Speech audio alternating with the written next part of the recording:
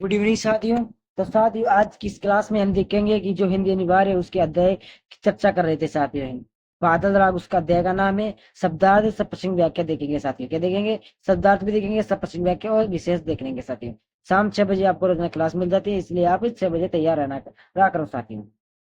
सबसे पहले हम कविता को पढ़ेंगे साथियों। तो देखो, तृतीय समीर सागर पर, क्या है? तृतीय समीर सागर पर अस्थिर सुख पर दुख की छाया, जग के दग्ध हृदय पर निर्दय विलप्त की प्लावित माया, ये तेरी रण तरी भरी आकांक्षाओं से धन पेरी, क्या है? धन बेरी गर्दन के सज के सुप्त अंकुर और मैं पृथ्वी के असाबों से नव जीवन की ऊंचा कर सिर तर रहे विलुप्त के बादल। शब्दार्थ देखो साथी, शब्दार्थ आपसे पूछा नहीं जाता। और प्रसंग देखो, प्रस्तुत काव्यांश हमारी पाठ्य पुस्तक आरोह भाग 2 में संकलित कविता बादल राग से उद्धृत है, यानी कि वहां से ली गई है। इस कविता के महाकवि सूर्यकांत त्रिपाठी निराला जी हैं। इसमें कवि ने बादल को विलुप्त व क्रांति का प्रतीक मानकर उसका आह्वान किया है, बुलाया है। तो वाक्य देखो, कवि बादल को संबोधित करते हुए ये कहते हैं कि क्रांति दूत रूपी बादल तुम आकाश में ऐसे मंडराते जैसे हो पवन रूपी सागर पर कोई नौका तैर रहे हो। कहने का मतलब है कि हे बादल, तुम इस आकाश में इस प्रकार से तुम मंडराते हो, इस प्रकार से रहते हो कि जैसे कोई पवन रूपी सागर पर कोई नौका तैर रही हो। यानी कि पवन रूपी सागर पर, ओके, जो सागर रहता है उसमें जो नौकाएं तैरती रहती है, उस प्रकार से तुम्हें इस आसमान में तैरते रहते हो। ये उसी प्रकार हैं जैसे जैसे स्थिर दुख पर दुखी की छाया मंडराती है। सुख सुख हवा के समान चंचल है तथा अस्थाई है। कहने का मतलब है कि अस्थाई सुख है कि निश्चित समय के लिए आता है और वापिस चला जाता है। बादल संसार के जले हुए हृदय पर निर्दय प्रलय प्रलय रूपी माया के रूप में हमेशा स्थित रहते हैं। बादलों की युद्ध रूपी नौका में आम आदमी की इच्छाएं भी भरी रहती है। कभी कहता है कि हे बादल, तेरी भारी भरकम गर्जना के दफ्ती से गर्भ में सोए हुए अंकुर सजग को जाते, अर्थात कमजोर व निष्क्रिय व्यक्ति भी संघर्ष के लिए तैयार हो जाते हैं। विलुप्त के बादल ए अंकुर ने जीवन की आशा में सिर उठाकर तुझे ताक रहे, अर्थात सोचियों के मन में भी अपने उद्धार की आशाएं पर फूट पड़ती है। विशेष देखो साथी, विशेष बहुत इंपॉर्टेंट है। बादल को क्रांति दूत के रूप में चित्रित किया गया है और प्रगतिवादी विचारधारा का प्रभाव है। तत्सम शब्दावली युक्त खड़ी बोली है। काव्य की रचना मुक्तक छंद का प्रयोग है। समीर सागर चुप्पी छाया आदि में रूपक अलंकार है।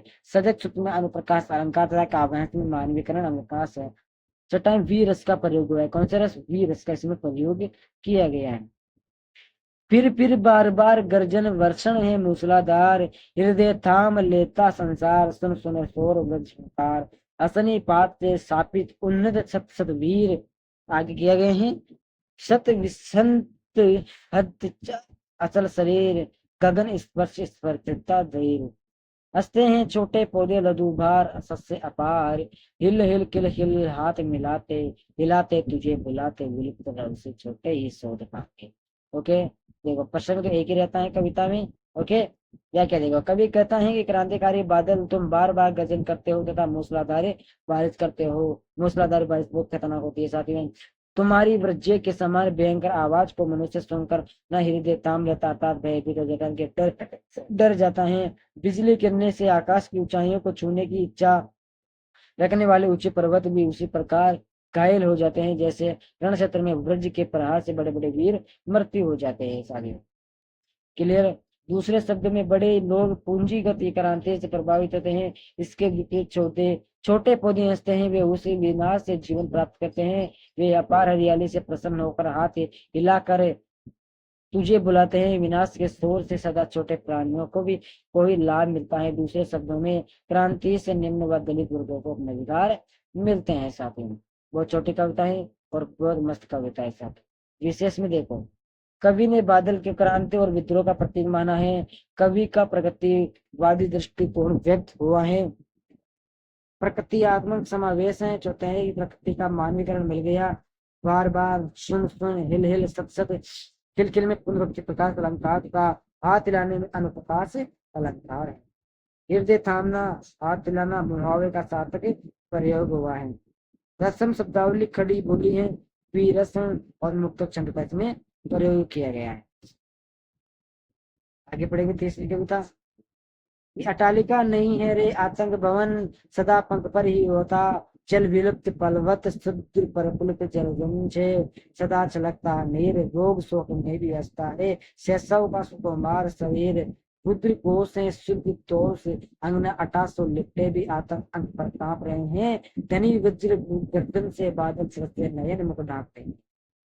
ओके साथियों, कविता इस कविता में कहना चाहता है कि पूंजीवादियों से ऊंचे ऊंचे भवन मात्र भवन नहीं है। कवि कहता है कि पूंजीपतियों के ऊंचे ऊंचे भवन मात्र भवन नहीं है, अपितु गरीबों को आतंकित करने वाले भवन। कहने का मतलब है कि जो गरीबों के भवन है उनकी एक एक कौड़ी, एक एक पाई, एक एक पूंजी से बनाया है, उनके मात्र भवन नहीं है, गरीबों का आतंक का भवन है। ये सदैव गरीबों का शोषण करते हैं। वर्षा से जो बाढ़ आ जाती है, वर्षा का कीचड़ से भी धरती को ही डुबोती है।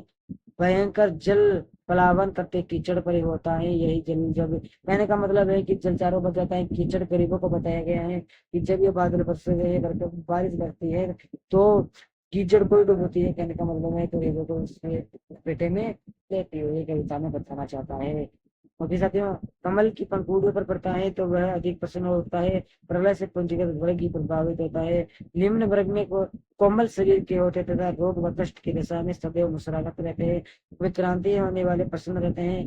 पूंजीपातियों ने आर्थिक साधनों पर कब्जा कर रखा है, उन्हें भी शांति नहीं है, वे अपने प्रियाओं से निपटे हुए फिर भी बहादुर की गर्जना सुनकर कांप रहे हैं। क्रांति की गजल सुनकर भय से अपने आंखें बंद कर लिए हुए हैं तथा मुंह को छिपाए हुए हैं।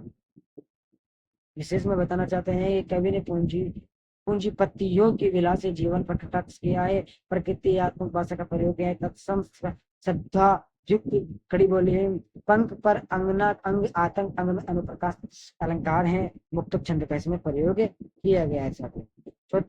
चौथी वो है कविता, ये रुद्र कोश है शुद्ध दोष, अंगना अंग से लिपट के आतंक अंग पर कांप रहे हैं, धनी वजह से बादल दृश्य नयन मुख ढांप रहे हैं, जीर्ण बाहु से शीर्ण शरीर, तुझे बुलाता कफ अधीर, ये विलुप्त के लिए चूस रही अवस्था सार, धनी वज्र गजन से बादल है जीवन के।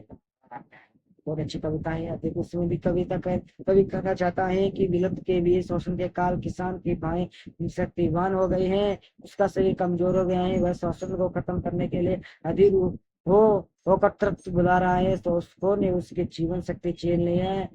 जो शोषण कर रहे हैं उनको जीवन का छीन लिया है, उनका सार तत्व चूर हो गया, उनके सपने चूर चूर हो गए, वह हड्डियों का ढांचा बनकर रह गए हैं। गरीबों का एक मात्र सहारा कोई नहीं है, जीवन दाता तुम बरस कर किसान की गरीबी दूर करो, क्रांति शोषण को समाप्त करो, इसलिए करना चाहता हूँ। कवि ने किसान की दयनीय दशा का सजीव चित्रण किया है, ऋतुओं की भावना का वर्णन किया है, शीर्ण शरीर में अनुप्रकाश अलंकार है तथा काव्यांश में मानवीकरण अलंकार है, तत्सम शब्दावली कड़ी बोली है, मुक्त छंद है, संबोधन शैली का प्रयोग किया गया और चित्रात्मक शैली भी इसमें दर्शाई गई। तो साथियों, ये हमने अध्याय 7 भी कंप्लीट कर लिया है। पहले इसके क्या देखेंगे, पूरे प्रश्न देख लेंगे साथियों। तो सभी दोस्तों को जय भारत।